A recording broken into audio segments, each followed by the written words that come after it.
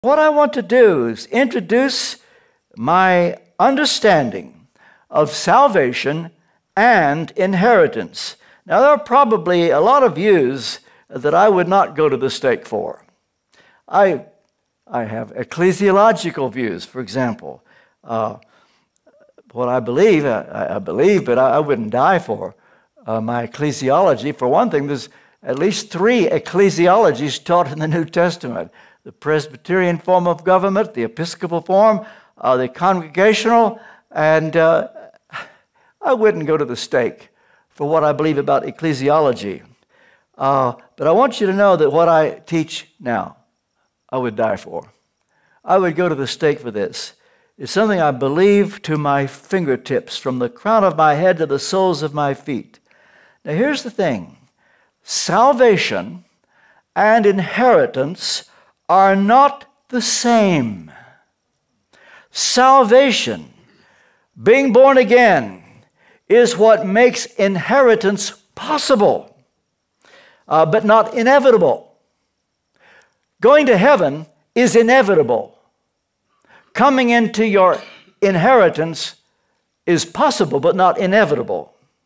Being born again assures you of going to heaven, but does not in and of itself guarantee your inheritance. Salvation, therefore, assures us of eternity in heaven, but does not in and of itself show that you're going to come into your inheritance.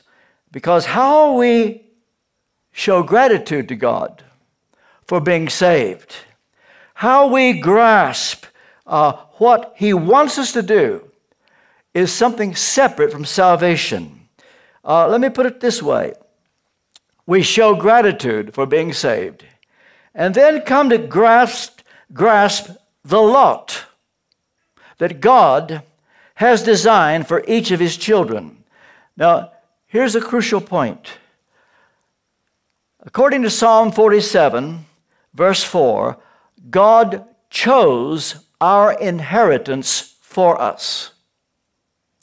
And each one's inheritance is tailor-made just for you. And God has chosen what that will be. It's the lot. In fact, that word lot, I'll come back to. Well, here's the thing. Those who are justified, and Abraham is Paul's exhibit A for justification by faith, should discover what their inheritance is, as Abraham did. And there were things that God had in mind for Abraham after he believed the promise. And one of those things was that one day Sarah would conceive and Isaac would be born. That was an inheritance coming down the road. He couldn't have known it then. And for every person I'm looking at here, and for all those who may be watching, God has chosen an inheritance for you, and it's singularly for you. It's exclusively for you. And when God made you, He threw the mold away. And His plans for your life are in detail. As the psalmist put it, if I consider your thoughts toward me, how precious they are, they're like the sand of the sea. Well, how do you come into that inheritance? It's what Abraham had to do. It's what is called persistent faith. Those who are justified will in time see what their inheritance is. And how to please God through persistent faith is the way you come to it. And it is also, as I say, you get it twice, anticipating a reward at the judgment seat of Christ. Well, now, the New Testament teaching on inheritance must be based upon a sound doctrine of salvation. And it's at this point I would stress that the concept of inheritance cannot be appreciated, possibly not even understood, unless you first believe once saved, always saved. Here's why. If you don't believe once saved, always saved, you will think that inheritance and salvation are the same thing. So if you don't come into your inheritance, you're going to lose your salvation. That's where you make the big mistake. Now, we're talking about the eternal security of the believer. He's going to go to heaven. And you're not saved by works.